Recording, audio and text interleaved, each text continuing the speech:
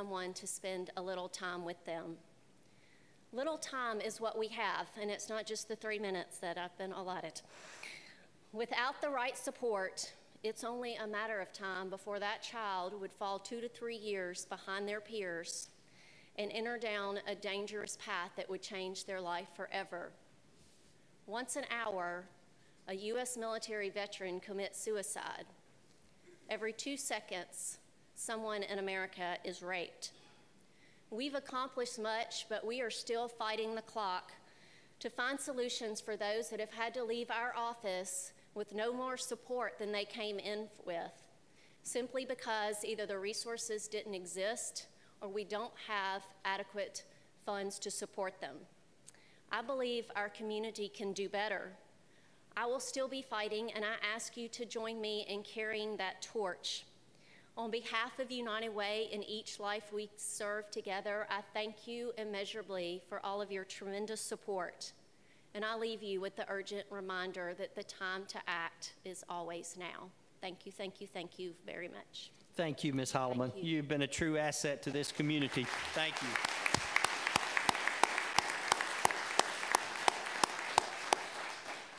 We will now call our meeting to order. Before we get into our business, I'd like to introduce to my left between Jeff and Jeff, Mr. Kyle Johnson. He's the new Chief of Staff for Montgomery County. We have another introduction later on in our agenda, and I'll just wait for that. At this time, Ms. Hester, I believe you're going to give us an update from the Assessor's Office.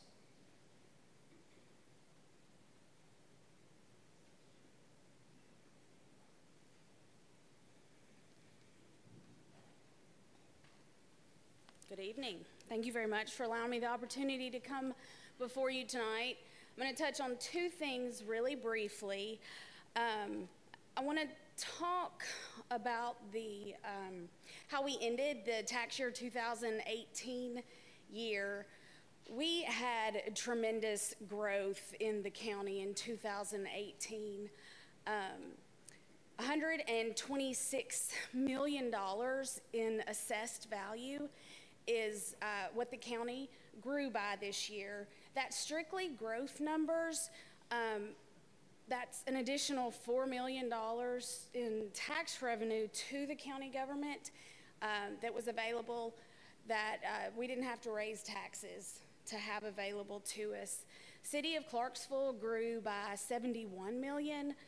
For them, it's about $900,000 additional dollars in revenue in tax year 2018. I believe we have about 12 new commissioners on the board this go around. So one thing that you'll notice when you hear me report is I will talk about city parcel and information and value just as much as I speak about county, because I guess essentially the city is our largest customer. 71% of the parcels that we maintain are in the city limits. So of our almost $16 billion in market value, 10 of that is in the city. So that's just a little context as to why the county commission will hear me discuss the city. A quick note, assessments are what the tax rate is applied against, and that is how revenue is then brought into city and county government. That is different than the market value that you'll see on a property. So if you think of it in terms of your home, maybe the home value is $100,000. Well, we only have fractional assessments in Tennessee. So that assessed value of that residential property is going to be 25% of the total market. And then that value is what city and county tax rates are multiplied against to bring that tax revenue in. So moving on to the revaluation, which I believe was in the newspaper today and then reported last week. 2019 is a revaluation year for Montgomery County. And I know that brings dread to people immediately because I see it all day long. But essentially the only reason we revalue property is to bring, to reestablish equity across the county. So our last revaluation was in 2014. And since 2014, Montgomery County has grown, but not equitably, not uniformly across the county. So with our base rates being established in 2014, maybe you live in a property or have a business that has seen really big growth, but you're still paying taxes then on the base rates that were set in 2014. The opposite is also true. So the whole point of revaluing the entire county is just to bring equity across all of the properties so that people are paying taxes on market value. In our office, we only want you to pay no more or no less than what your particular property is worth. How do we go about doing this? It's called a sales ratio, but we take the sales that are open market, arm's length transactions in, hopefully we try to stick to the most recent calendar year, so that would be 2018 for us. We had just under 9,000 total transactions that we worked in 2018, and a little more than half of those are what we consider arm's length, open market, willing buyer, willing seller is another way to think about that. So then we use that data to generate new base rates and new land values, and then that's what we're working on right now. So when we're done, and according to state law, by May 20th, we will send out approximately 86,000 assessment change notices. They'll be green and white, I believe, and it's a 4x6 postcard. It will, legally, it has to have this small laundry list of information: owner name, property address, the prior year's assessed value, current year's appraised and assessed, and then if it's a green belt or some kind of agricultural property, then there has to be a use value included on that as well. All of the appeal information related to this process is going to be included on that card. So I like to spend a little bit of time talking about appeals because it's really important to me that the property owner has the opportunity for their due diligence. I believe that appeals can be daunting for a lot of people, and that is not what we want it to look like. So what we do is called mass appraisal. We have a maintenance process that we've done for the past 4 years that I've explained more in the document, but we look at properties visually. If something sells, we'll look at what's available online. But ultimately, it is a mass appraisal process, and there is an opportunity for us to make mistakes. We're human. So that's why we have the appeal process. And as you're out in the community and you're talking to your friends and constituents, please encourage them to contact our office if they have any questions. We're pretty nice people, and we want to make sure that everybody is heard.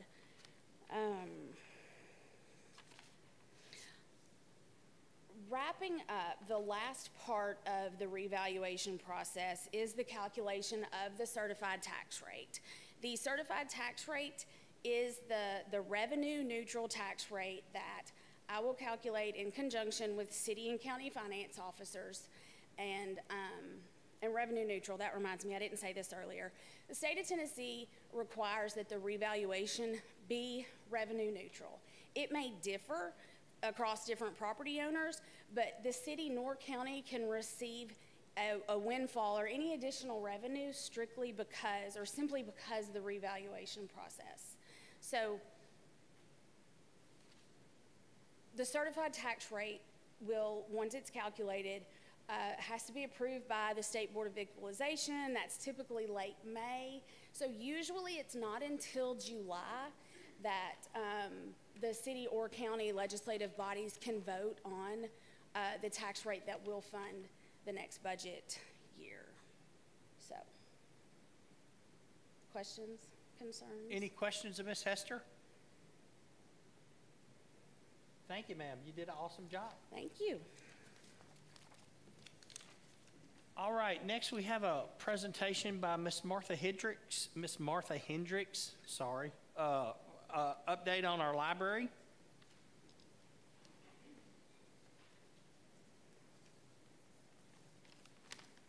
How are you tonight, Martha? I am good, thank you.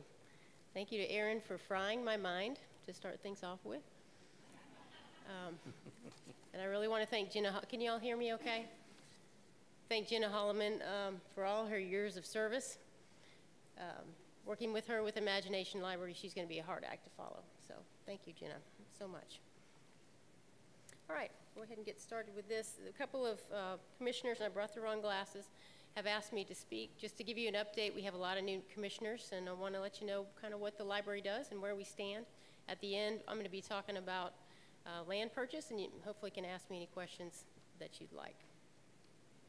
So this is a picture of the pyramid skylight at the library. There's a lot that goes on under that pyramid. Give you an idea of the scale at the library. There are 46 different people that work there, 24 of whom are full-time. We are open 66 hours a week, 7 days a week. There's somebody at the library every single day of the year because we have to get the book drop even when we're closed for a holiday. We circulated about 730,000 items last year, including ebooks. We have 250,000 physical items in the building, 77,000 wireless sessions. The list goes on. So it's a pretty big operation. In terms of the budget, we are completely, well, not completely county funded, but the majority county funded.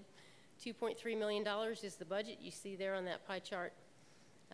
You all are our main funding body. The library does have a couple of significant little slices that we provide. Fines and fees if you have overdue books. If you're printing from the computer lab, we get income from that to the tune of $135,000 a year. We also have the Gracie Trust, which is one of two private sources of funding. The Gracie Trust, fortunately, is able to be used for operating services, whereas the Library Foundation, which is our other source, is not able to be used that way.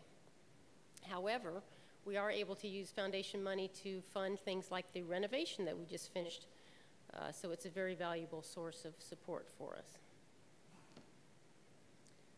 What are people checking out? People are actually still checking out print books. So the book is not dead. Grocery stores are not dead. Starbucks is not dead. We just have to reconfigure our service model. 20% of what we check out is DVDs, CDs, audiovisual type of stuff. And then 20% is crept up in this category over the last 15 years is going to be the ebooks that libraries have embraced since the beginning. We could pour as much money as we wanted to into ebooks, and we could never satisfy the need for that. Change. We're all going through change. Change is happening across society with the advent of the internet and how it's changed e-commerce and the way people access information. Of course, it's hit the library as well. We're finally able to make some physical changes in the building that kind of catch us up to what's been going on so we can do the things that we've been doing, and we'll have the physical spaces to do them in. So I'm looking at this young mother and her two daughters, and you probably want to know, what can the library provide for them as they're growing up? They're going to be constantly changing as well, turning into tweens and teens and new adults and full-fledged adults and having children of their own. So what does the library have to offer during this time of change? Events and programming. Of course, we are in the business of literacy. Early childhood literacy is our bread and butter. And we want to make sure that children not only learn to read, but they learn to have a love of reading. We want them to be lifelong learners. That's going to help their health over time. It's going to keep them out of jail. It's going to make them more productive citizens of Montgomery County. So we had over 580 programs last year, 680 programs last year. The majority of those, about 500, came out of the children's departments. It's that important. And we complement the school system in what we do, especially in the area of children from birth to age 5. In addition to the children's programming, we also have adult programming. We have book clubs. We have DIY. We have movies, lots of different programs for all different kinds of people. And when they come to the library, they make a connection with one another. We are a community hub. It's no longer a quiet place with just stacks of books. We are a community center. So when you come in, don't expect it to be quiet. Obviously, these pictures show large numbers of people. Harry Potter, International Harry Potter Book Night, which is one of our signature events, is Thursday from 5 to 7. It draws anywhere from 700 to 1,000 people. Obviously not going to be a quiet time at the library. Band concerts, all kinds of good stuff that goes on these days. Digital services. If you don't want to visit the library in person, you can visit us online. We have a number of different services. I like to answer the Ask a Librarian emails that we get, a few a day. Had somebody ask me last week through email, do you teach QuickBooks? And I had to tell her, no, we don't teach it in person, we teach other things. But I referred her to Universal Class, and there were 6 or 7 different classes on QuickBooks. So there are lots of different ways that we provide information. And this is something that probably most of the public does not know that the library has, of these classes that you can take online. Downloadable music. Hoopla is our newest offering. It's like Netflix for libraries, music, movies, all kinds of different things that you download for free. These are the services that you get when you get a library card in Montgomery County. And we're trying to expand. We've got a program going where we're trying to get digital cards for students across Montgomery County. I would like to have every student in Montgomery County have a library card and be able to at least access these digital resources. Renovation, as I said, we are finally changing the physical building. I'll tell you about how we are financing it through the Library Foundation in a minute. You can see what we used was a storefront, metal and glass through much of the library to give it a really nice, clean, updated look. The library's been in the same location for 22 years. Without much of any renovation, it really was badly in need of an update. If we didn't renovate anything but one room, it would have been the teen area. And that was because during our last strategic planning process, the community told us that they wanted us to improve teen services. It was a weakness of ours. And if you'd walked upstairs and looked in that room, you would have seen a room that was full of shelving, had nothing exciting, no color. So we've opened it up, created programming areas, got some nice furniture, lots of color, and it's very much a desirable space now. We call it the loft because it's on the 2nd floor. We have trouble keeping the adults out of there now. Quiet study, as I said, the library has become more noisy, so we had to think about creating a quiet study area so people had a place to go to retreat. Not obviously, but we took the best of the furniture that was in the genealogy room, walled off one area, and it's a just really nice little retreat for people now. Makerspace, this is a trend in libraries. People have kind of forgotten how to make things. So we've created a space, it's probably my favorite room in the library. So they can come together and they can take DIY classes. We can do STEM classes there for kids. We have a grant that I can't quite tell you about yet from a certain company, and we will be hopefully purchasing makerspace kits. They're little kits where you have circuitry and things that you can put together. We have a knitting class that's starting. That's another way of making things. So people come together. You may find somebody that likes to knit that you make a connection with. You may have, get a lifelong friend out of coming to a class at the library. The rooms upstairs, we stopped doing print reference. With the advent of the cell phone, people just stopped using those books. This freed up space on the 2nd floor for us to go ahead and create meeting rooms. Previously, you only had a choice of 2-person meeting room or a large meeting room, and now you have a choice of a 10-person conference room, a 7-person conference room, or a family study room where you can bring a couple of your children with you. You can put your laptop in there and still get work done. So very excited about having these new meeting rooms. Restrooms, not much to say about that. They were really awful before, couldn't even keep them clean. Now we have fresh, bright restrooms that we can keep sanitized, and I'm very happy about the auto shut-off faucets that we have. Technology, you may not know it, but your library is a leader in technology because of the funding that we get from the Library Foundation. We have 9 RFID self-checkout stations. You're not going to find that kind of setup anywhere else in Tennessee and across the country in a library this size. So people don't have to stand in lines. They just come to the desk, check out their books magically with RFID. The other technology we have to offer is to help folks who do not have technology, who have, just want to use our technology for whatever reason, or they may have lost their jobs, they may just not have enough money to have their own computer. One of the things that we do now that we really didn't do in the past is provide job service help. We help people create resumes. I had a staff member tell me recently about someone who wanted to get a job at the post office. And he came in, he worked very diligently for a week trying to create a resume with the help of our staff. He came back and told us that he indeed got a job. It wasn't in Clarksville, it was in Madison, but this is something that happened at the library that changed his life. We have Wi-Fi. You check out the internet and take it home with you with a Wi-Fi hotspot. You can print from home and pick it up at the library. A lot of things that go on that people just don't know that the library has to offer. This is the latest piece of technology that is going to make us, once again, a leader in technology in Tennessee. It's a check-in and sorter machine. I think the mayor had a little bit of fun with it when he came over. About 3 reasons that I think this machine is really valuable. First of which is that it's much more accurate. We were doing hand check-in, which was not very accurate. We had to double scan, which is even more wasteful. So this is very accurate. We're letting machines do what machines do best, so we can let our folks do what they do best, which is create relationships and give great customer service to our people. It frees people up to be more flexible. They can work on different things. They can be involved in programming. And the biggest thing with the branch library is when it comes, we won't have to hire as many people because we have this machine. So we'll be able to use more of the folks that work at the library now. And we all know that personnel costs are always the most expensive part of the budget. So if we can save Montgomery County a lot of money through this privately funded machine, so much the better. Strategic plan, we're doing a lot of things. Working on finalizing this next strategic plan to kind of guide us to where we're going. When I get that fully done, I will send it over so you all will have a copy of it.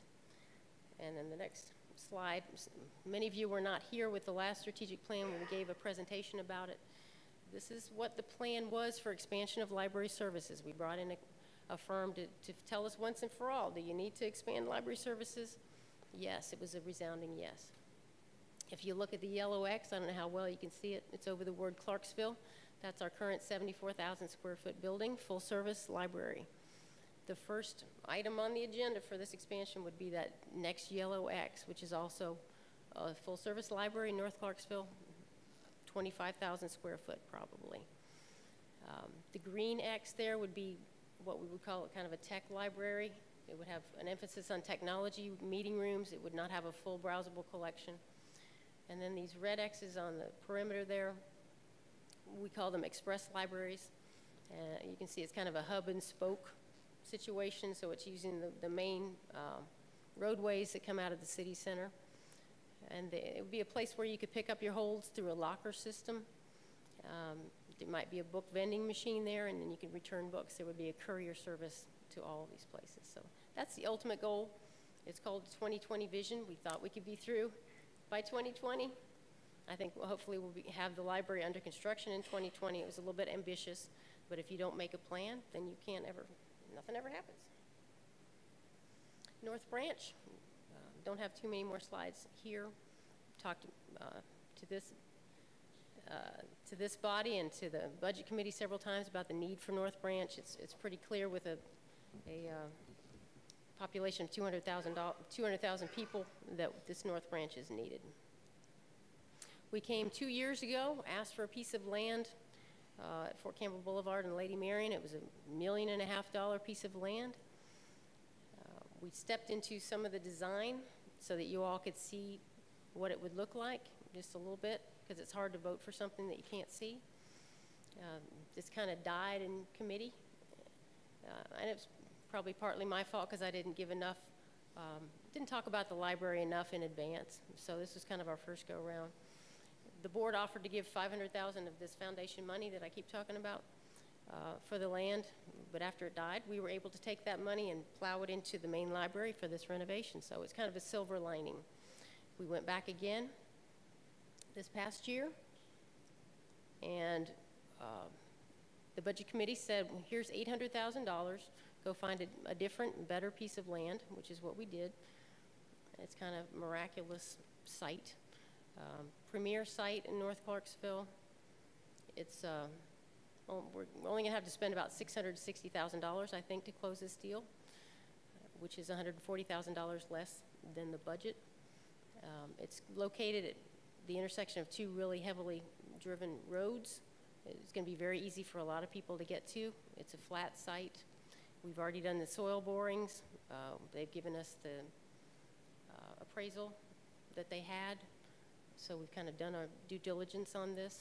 Once again, we've done that several times. I think it's going to be a really wonderful site. There is a little bit of a glitch with the purchase. And if the mayor, do you want to address that, or do you want me to attempt to tell them what's going on? I will. The property in question has 4 residential lots that were platted back probably 10 or 12 years ago. And so those lots have deed restrictions on them, and those restrictions require a use only for residential unless the restrictive covenants can be changed. We sent out a letter before Christmas to all the property owners in the subdivision. I think it was about 18 or 19, Tim, 20. And we got very, very limited response, but we've received a couple of phone calls. And so we sent out a registered letter, certified mail this week. And we're going to have a meeting out there at Minglewood Elementary School sometime in the next 10 days and inviting all those property owners again. We feel like if we can get a majority of the property owners there, the ones we've talked to, are in favor of it being a library. And it's just simply, it's not simple, but it's simply them agreeing to sign a document to allow us to change the subdivision restrictions to allow that piece of property to house a library. So hopefully, you know, within the next 30 days, we can maybe get this piece of property bought. Okay. Thank you, Mayor. And the next step would be for us to return, and they told us to go buy the land, come back immediately, and of course immediately it was not immediately. So we're kind of back into the budget cycle, and I would be coming to ask you, assuming that this goes through, for what is it called, design and construction for this next budget cycle. So that's what I have for my presentation. I'll be happy to attempt to answer your questions. Any questions of Ms. Hendricks? Thank you. All right, thank you. We have one more presentation. I met with some folks a couple of weeks ago about the Clarksville-Montgomery County African American Legacy Trail, and they have an event that's coming up in February. I think this is a great addition to our community that a lot of hours and legwork have been put into it by some individuals with some help from one of our high schools. So I think Miss Shanna Thornton, are you going to be the one presenting, Shanna? If you would, please come to the microphone. And you can bring your folks with you if you want to.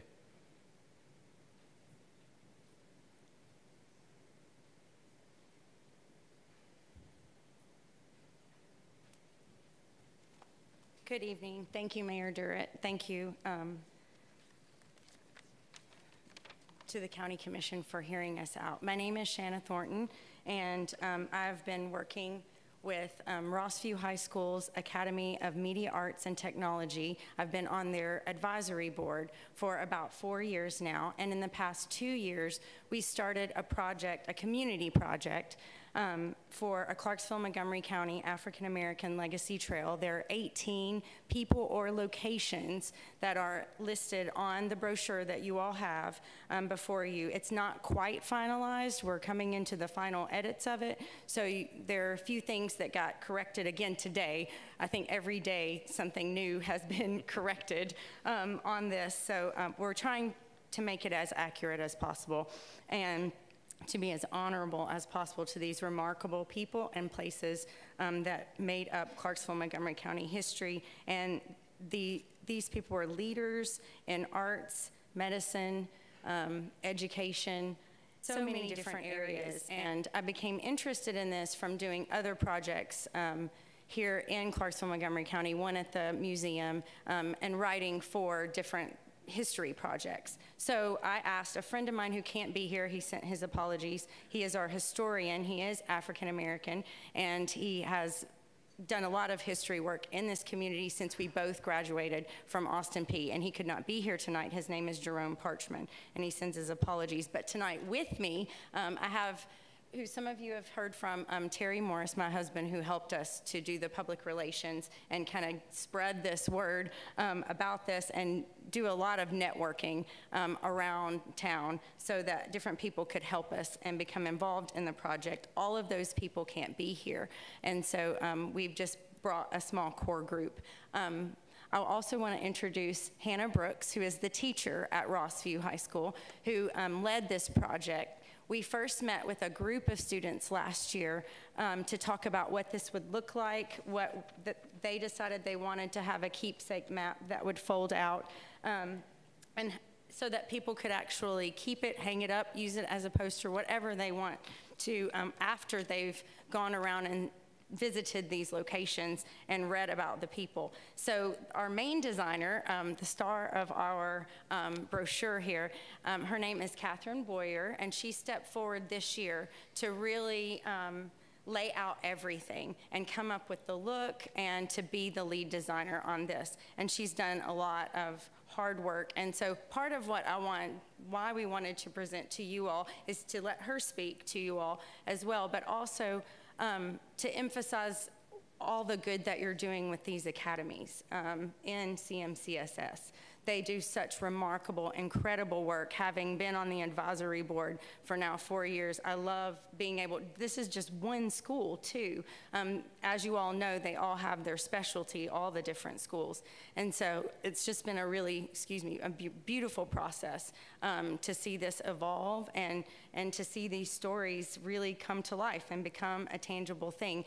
When we met with Mayor Durrett, he also basically ran this up the flagpole with the IT people who set up your maps, the historical maps that the county has on their website. And so they are working to set up a historical map so that people can go online and it matches this, which is really great. And so all of the funds for this have gone to making it. Anyone who's donated to us has purchased the pictures because they had to be licensed from the archives and from the museum.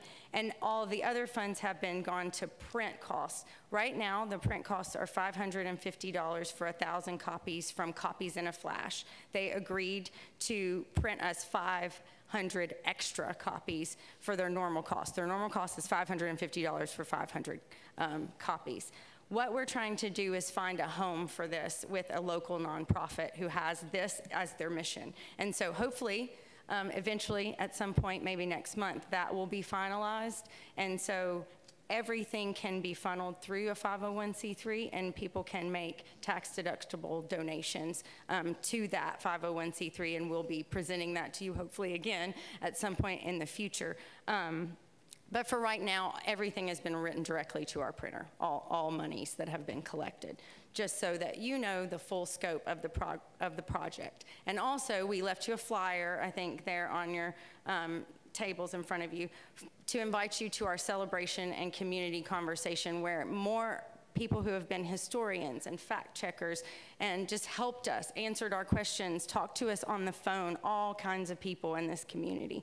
And so that's a chance for them to meet the public, talk about what it was like to work on this project. So we hope that you can come out to that on February 19th at the public library from 5 to 7 p.m. Right now, I would like for Catherine Boyer, though, to say a few words to you all about what this project has meant to her as a student to be able to work on. Hello, I'm Catherine. Like she said, this project has been huge. It's been a pleasure to work with all of them. Being able to do something like this in our academy is ginormous. I never thought I would have an opportunity like this. It has opened so many pathways. It has made me realize, like, I want to do this as a career. I want to design things. And so to be able to have this opportunity to go out into the community and work for a nonprofit and to be able to create something beautiful for them that the whole community can see is really quite amazing. And it's something very valuable. And I'll always remember this project.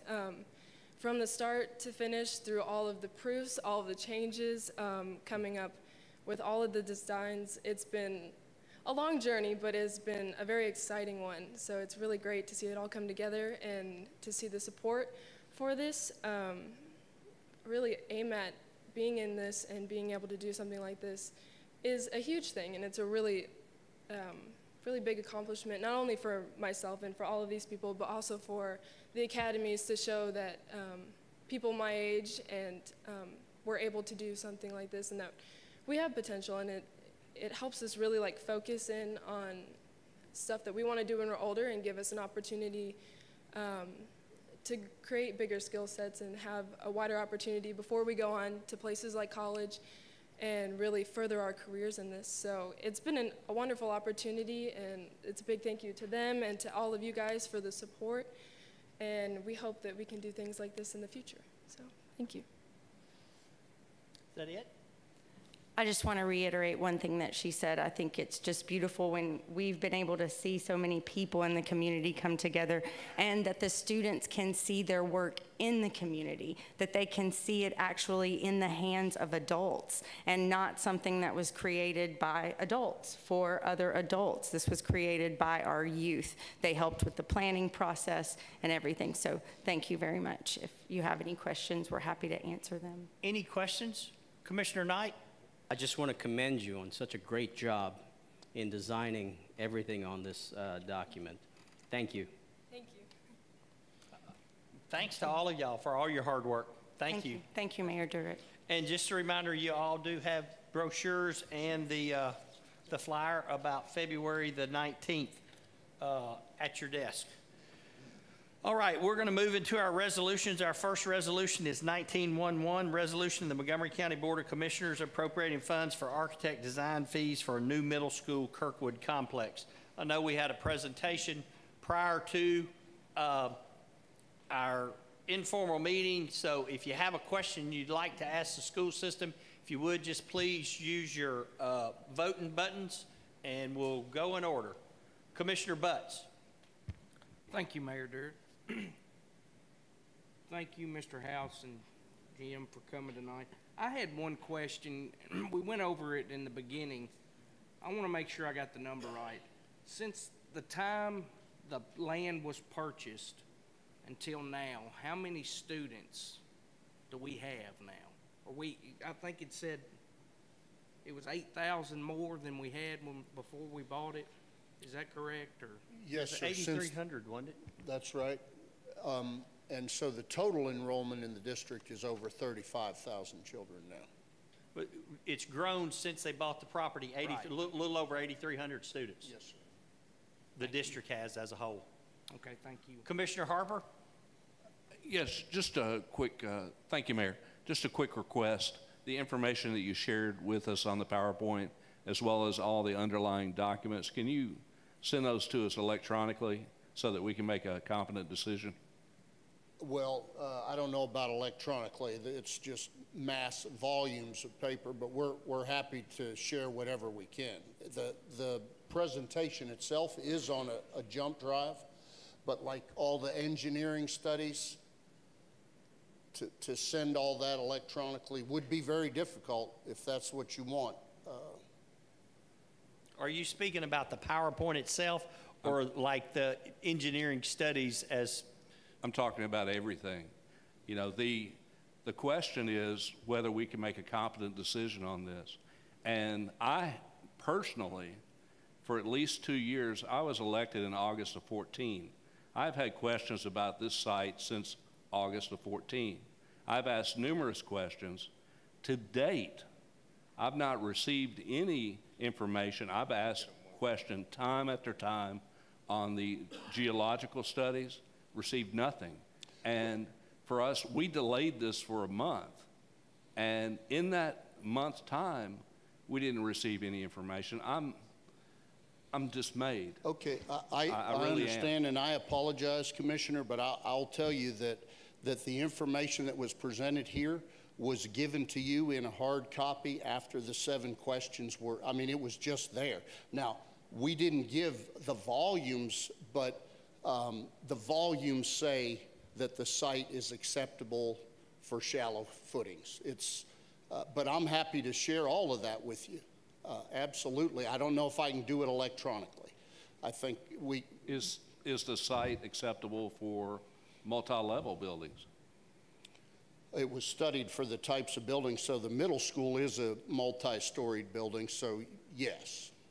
You're saying it is? The middle school was known to be a two-story building when they did the master planning, and so their analysis, I think the engineer is here, is he not? And so we brought the engineer who did all the studies, and be happy to bring Chris Fielder up to answer your questions. But otherwise, Commissioner, I'm happy to bring you the volumes. I don't have it in electronic format, or maybe I do, but I don't know that I could email it, certainly, but maybe we could capture it on a jump drive, and we're happy to give you all of those reports that I talked to you about here today. Or Chris Fielder is here. He actually did the study. Yeah. Here's where my angst is about this project. I feel like, I've been around this earth for a while, and I found every decision I've ever made in my life that I felt like I had no other decision to make has been a flawed one. And I feel like this is a really, really important decision. I think a lot of the information is based on the fact that, is our school system growing? Absolutely. All 21 of us agree with that. Do we need a new school? I think all 21 of us agree with that. This is not about whether the commission thinks we should build another school or not. I think we do. Our question is whether we should build it on the Kirkwood site. And that is where our angst is associated. And that's where my angst is associated. And I want to know that my decision is not going to be a flawed one before I make it. And I haven't received enough information at this point. I appreciate that, Commissioner. The engineer that did the study is sitting here to answer any questions, or I'll provide you with the information that he provided us to cause us not to have that angst. Norm, can you provide that on a jump drive? Kurt, if he gets that jump drive to you, can you make 21 copies and distribute it to the commissioners, please? Okay. Thank you. We'll get that to you as quick as we can. And, I look at things that have happened environmentally in our country. I know when I was a kid, asbestos wasn't considered to be a bad thing. Now, if a house has asbestos in it, we have to remove it. We have to do things, and that came later. I look at the issues that we have environmentally. They regard smell. Myself, I used to travel for a living. And one of the times I had to travel, I traveled out in the Southwest. I was out in the area called Guymon, Oklahoma, which is Seaboard Farms is out there, which is a large cow, hog, and chicken manufacturers out there. And there weren't any environmental hazards, but there were reports after reports of the smell being toxic for the people that lived around that area. And I don't want us to put a school, I'm concerned about our children, Do we want to put them in an environment where that occurs? Obviously, it occurs out in the Woodlawn area. Do we want to do that again? And I have serious reservations about that. And that's kind of where I'm at as well. Yes, sir. Commissioner Smith, Joe Smith. My first question would be, are there any sinkholes on this property? I know down 79 there's quite a few right off the road. Are there any sinkholes on this property? Sinkholes in Montgomery County are very challenging for us. So just two identical schools, one built at Pisgah, one built at Carmel, had similar geotechnical studies done. We went into Carmel, didn't have a single sinkhole. Went into Pisgah and had multiple sinkholes. So the contingency that is built into the funding allows us to correct any sinkholes. But until you so the engineers didn't find any with those 63 borings, but we wouldn't stand here for a minute and say that there may not be a sinkhole that they come across as they start developing the property. And I think that's true of any campus in Montgomery County. Okay, and then my second question revolves around your principal who just got up and spoke, some of the issues she addressed. Overcrowding in the hallways because they're not wide enough. Nobody allowed to use a bathroom technically because it's so crowded, there's not enough bathroom space for them to get in there in time and get to class on time. Are those issues being addressed in your new designs? So I Are we think going to have multiple bathrooms per hallway? Are we going to have wider hallways? Because we already know it's going to get overcrowded. Within 10 years, that school will be busting at the seams just like every single other school in Montgomery County does, because we're on a growth pattern. I don't see population growth slowing down in Montgomery County. We're projected by 2040 to be over 300,000 people. All of those people in 20 years are going to be able to have children of their own, 2 to 3 typically. They're going to be in our school system. Yep. It's going to keep multiplying. And eventually we will have to build up. There's not going to be enough farmland or sites available for big school complexes. We're going to have to build up eventually in Montgomery County. Are we designing these schools to be wider, more accessible for bathrooms for the children, et cetera, et cetera? So the interesting thing about our designs is every time you have a design of a school and you build it again and build it again and build it again, each time you have the opportunity to improve it. So what you said is spot on in reference to what we've done with several of our designs over the course of time. Example, I believe Kenwood, Rossview, that particular design, high schools, that particular design was built and there were narrower hallways. And we got the feedback from the teachers, got the feedback from the administrators to how to develop the core of that building even better. And the last time we built it, even though it was the same design, we made the necessary improvements to really speak to exactly what you're saying. So yes. Okay. And your second question was, at some point, will we think about going up? And if that need arises, absolutely, absolutely. What we have to understand is it's just a much more expensive project to go up, and that is just us coming to you and letting you know a $41 million project is not going to be $41 million. It may be $50 million. It may be don't know. Depends on the timing of when that facility is built, how much construction costs have gone up. Sometimes they go up anywhere between 2 to 5% annually. So what we have to do is stay ahead of it in many instances and make sure that if our projections are out 5 years, that we make sure that we have the next school on the debt schedule to be built so that we don't run into this situation. I did see on your presentation you had another elementary school for Region 1 and 4 projected. Have you already started looking for land for that one? You mean for the Kirkwood complex would actually be the next elementary? Well, in your 5-year plan, you had another one, it looked like. That would possibly be Northeast Elementary School. Okay. It currently has 5 portables and that was a wing to be So built. that was just another addition? would be an Correct. addition. Correct. 12 classroom addition, I believe. And I just to allude to what Commissioner Smith asked, I think it's imperative for us now to start trying to project growth again and look for another campus site. Absolutely. They're not going to, they don't make any more land, and it certainly ain't getting any cheaper. So I think that's a good point. Commissioner Woodruff. Thank you, Mayor.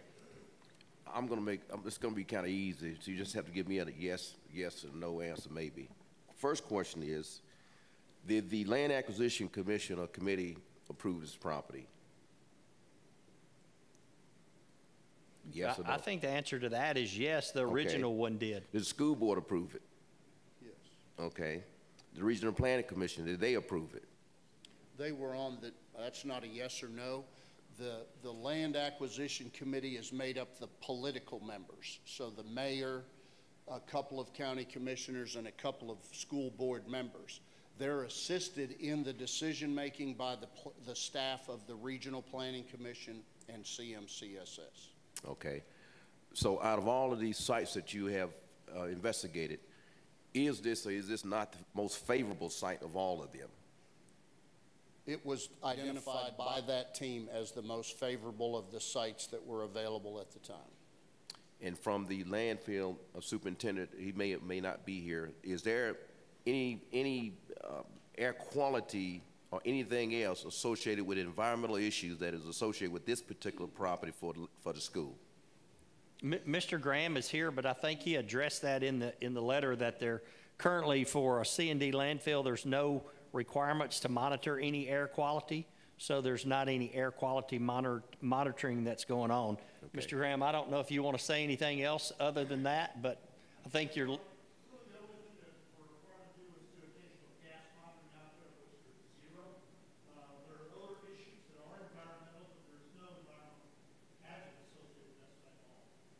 Thank you. No environmental hazards whatsoever that is associated with this particular property is what I'm understanding.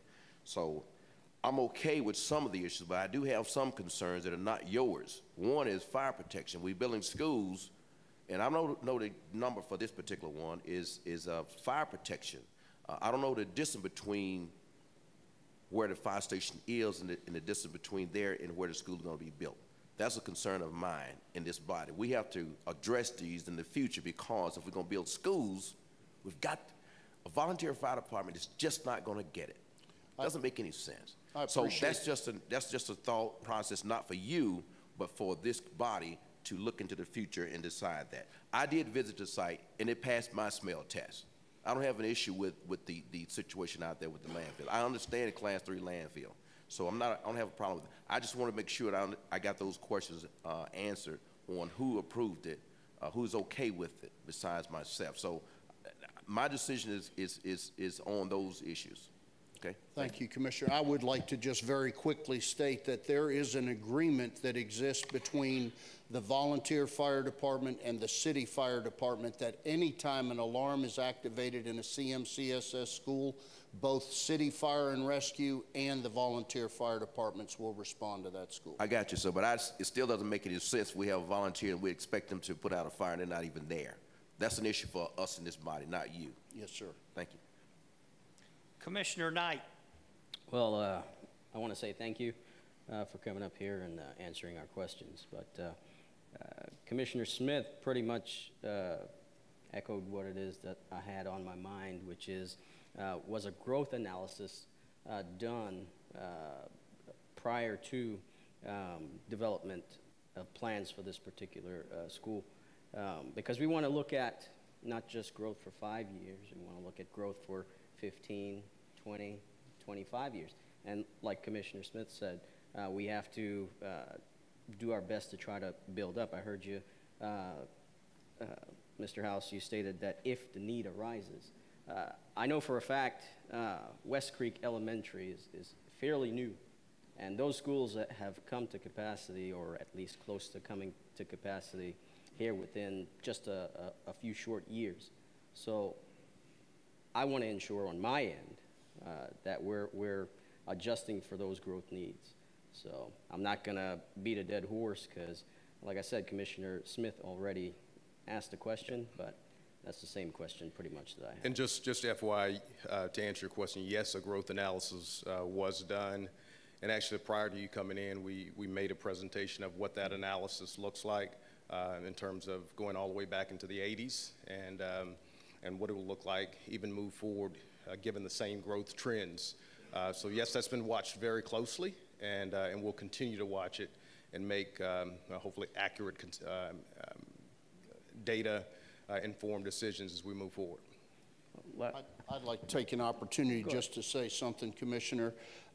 So the prototypical middle school in CMCSS is 1,200 students, and the prototypical high school is 1,800. So that's just lines up with 400 children per grade level.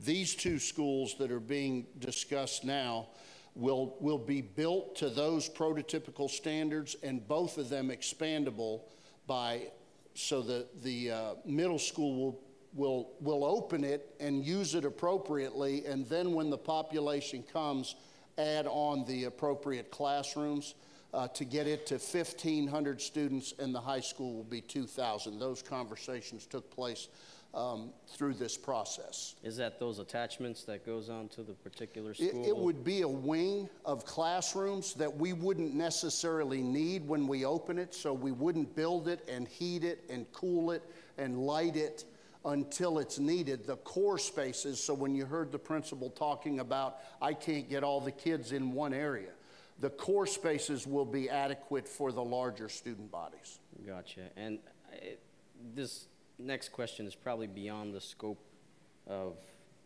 this particular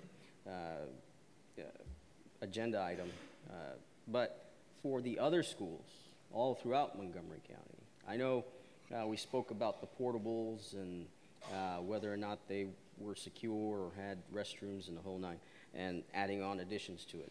Those additions, just looking ahead and just doing an analysis, do you think it would be a good idea when we build those attachments to, or the new attachments to those particular schools, do you see anywhere in the future of us building it multi-level versus just a one-level attachment to a particular school and then it come into capacity within the next 3 years? Yes.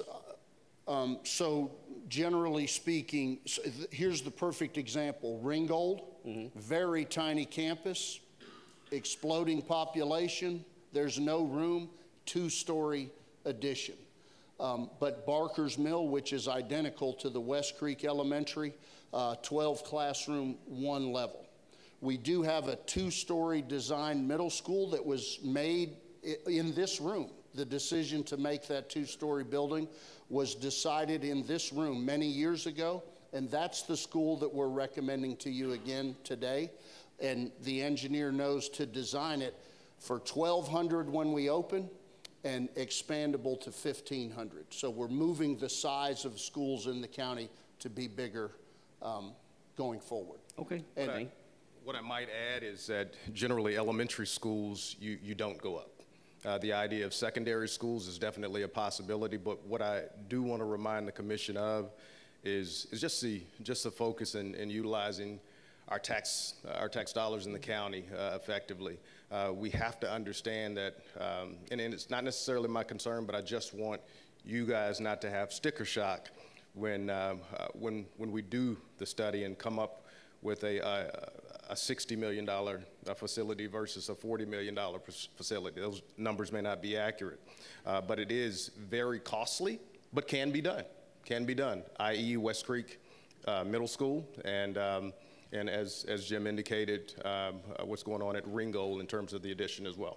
Well, I think that's the idea, is optimization of our tax dollars as best as we can. And we want to do proper analysis, in order to ensure, that we're optimizing our tax dollars as best as possible. one other point that I would make, years ago, we went and visited a 2-story elementary school, and the way that the educators use it, the older kids go upstairs and down, so there are ways that we could do that.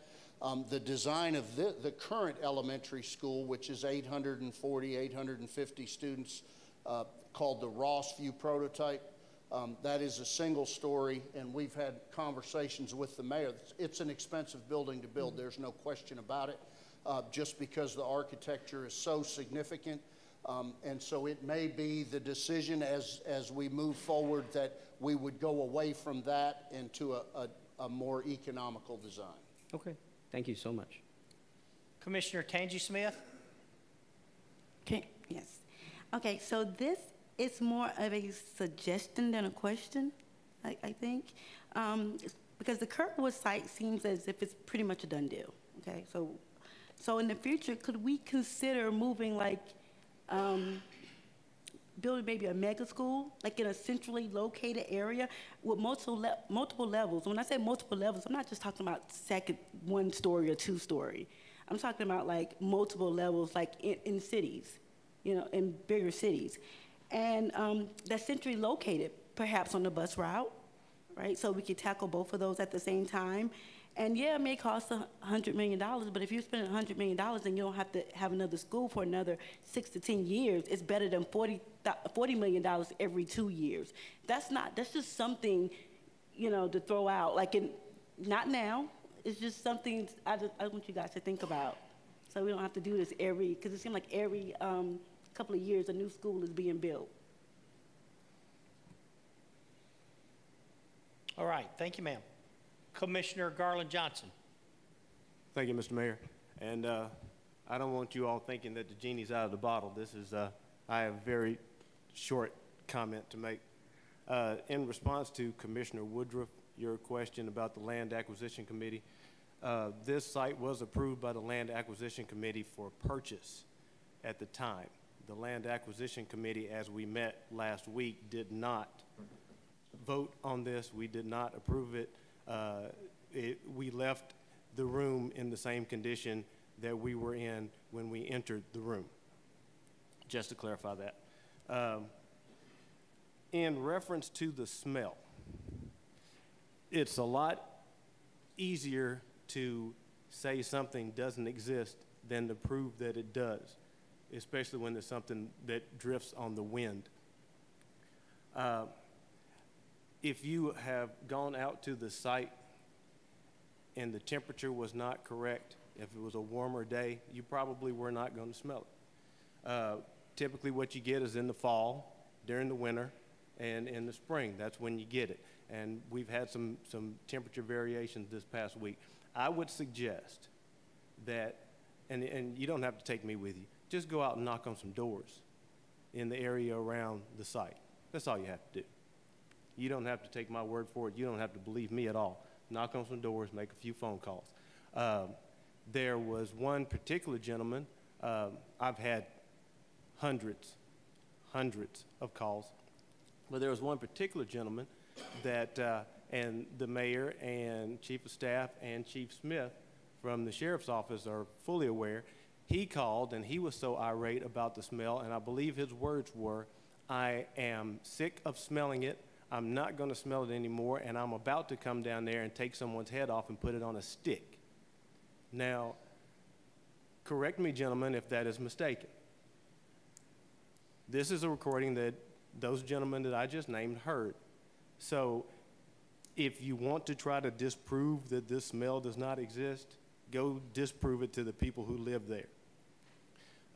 We talked about toxicity and how that has not been determined on the site. Well, 40 years ago, nobody thought that asbestos was dangerous, just as Commissioner Harper said. 10 years ago, nobody thought that talcum powder was a problem, but if you talk to the ladies that are suffering from ovarian cancer now, they will tell you quite a different story. If that is where you want to hinge your bet, then that is a personal choice that you will have to make for yourself. Thank you. Thank you, Commissioner Johnson. Commissioner Pritchard? Yes, thank you, Dr. House and Mr. Summerall, for your comprehensive explanation of your plans. I only have one statement, not a question. I'm going to say this. Our kids are squeezed together in a school like inmates in a jail cell. Teachers do not need to be concerned with crowd control, children's safety, and the wherewithal for teachers to arrange to teach these children in those kind of conditions. As we sit here and argue over a Class 3 landfill, which if you had done the research, Class 3 and Class 4 landfills have no organic matter. Yeah, the odor is probably decomposition of construction materials, but a Class 3, Class 4 will have shredded tires, construction materials, possibly some dirt and other things of that nature. So in actuality, we've had quite a few Class 3 landfills scattered all over Montgomery County over the last 30 years that are now beneath subdivisions. So that landfill, to me, is almost a moot point. We can't always control odor. I don't see any toxicity. I did a lot of research on this not too long ago, but I do recommend wholeheartedly that we build a school. And then if we want to start changing design, we want to start looking for better areas, we have time. But right now, we don't have time. Our kids are crowded. They're in schools that they cannot perform in, and we have to give them that opportunity. Thank you. Thank you. Any other questions? I would just like to say one thing. It's really not related to this, but I know we've had some discussions about crowded hallways and all of that stuff, and with all due respect to every comment that's been made, I think we would be remiss without saying what Mr. House said in the beginning. 16 of our schools are reward schools, the highest designation that the State Department of Education gives. That's 49% of our schools, I believe is correct? 44. 44? We've got a tremendous school system, so I certainly don't want the message leaving out of here tonight being that, hey, we've got this problem with our school system, because we don't. We've got a problem that we're addressing with this one site, but we've got a tremendous school system. Thank you, gentlemen. Thank you. Thank you all. All right, 1921, resolution to accept a donation from the Clarksville Rotary Clubs to help construct Phase 2 at Civitan Park. Commissioner Albert, do you know what this brings their total to? Right at $560,000, I believe. So this is strictly a donation. Any questions, commissioners? All right, Resolution 1922 is a resolution to accept federal grant funds from the Bureau of Justice Assistance State Criminal Alien Assistance Program. This has no matching dollars. These are 100% grant funds. Any questions? Who? Commissioner Bryant. Sorry. How much is the grant? I don't have it right. I think I got it right here. It's 548. Sorry, I believe it's 31,548. There's an 18% charge by the company that works with them on the grant. There's an 18% charge with the company that works with them on the grant. So it's 31,558. 548, yes, ma'am. Is that less than 18% already? That's gross. The 18% is the $5,679. Total would be $25,869. Thank you. Any other questions? All right, Resolution 1923, resolution to appropriate funds from the Sheriff's Office Defense Reutilization and Marketing Office Reserve Fund. Any questions on 1923? 1924 is a resolution to amend the budget of the Montgomery County Election Commission for an additional primary and special election for the vacated District 22 State Senate seat. Any questions? That will is 100% reimbursable by the state once we get our final cost.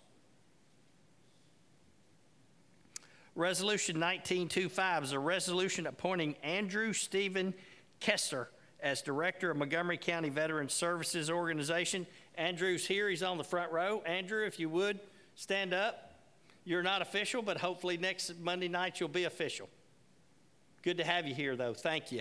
I'd encourage you, commissioners, to go meet Andrew after the meeting. He's an awesome guy. He has a tremendous background, and I think he's going to do a wonderful job for our VSO office.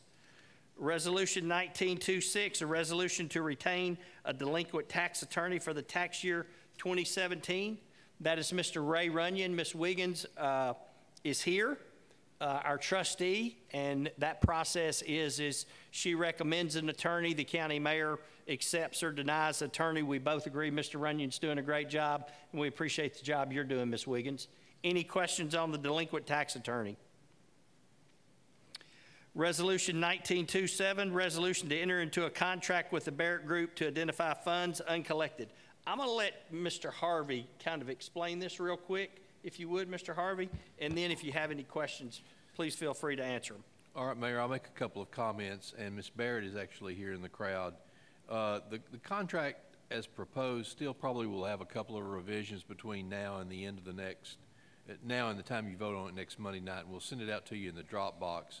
The basic tenet of the contract is that when a recovery is made by Montgomery County on identified funds by the Barrett Group, when those funds are received, we'll pay the Barrett Group a contingency of 50% of that recovery of funds that we are not receiving right now. So if they identify uncollected funds and we choose to collect them, then they'll receive a contingency of 50% of those unidentified funds that are collected.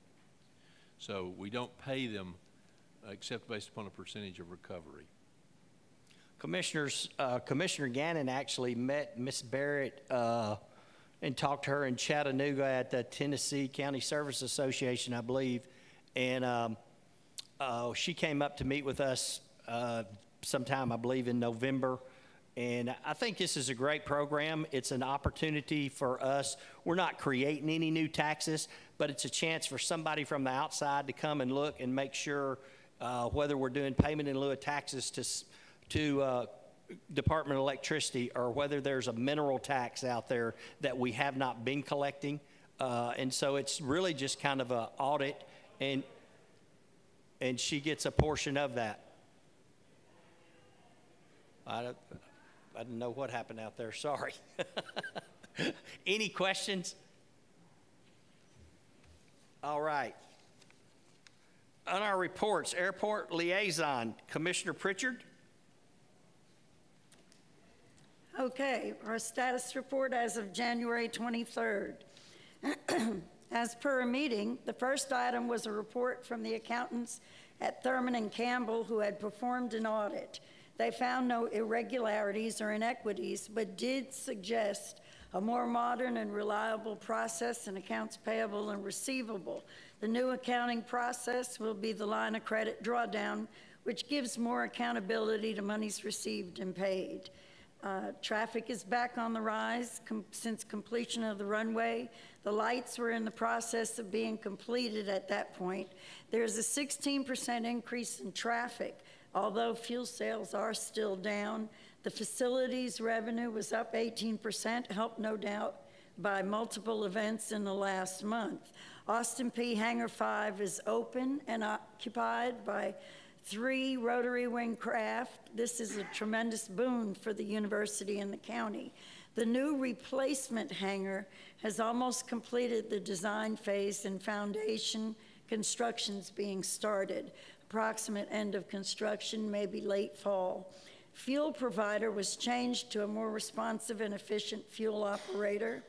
There was a budgetary transfer from the maintenance and repairs building account to their capital outlay and corporate account. This transfer was to cover extra expenditures on the new hangar. The airport's developed a business development model that will focus on community awareness, major events, and business development, a very comprehensive approach to establishing dominance in its market in the community. Thank you. Thank you, Ms. Pritchard. School Liaison, Commissioner Harper. Thank you, Mayor. Real quickly, two items of note from January were, and you probably saw a couple articles about this in the paper, the Eagles Bluff subdivision where students were being actually split between St. B and Northeast elementary schools.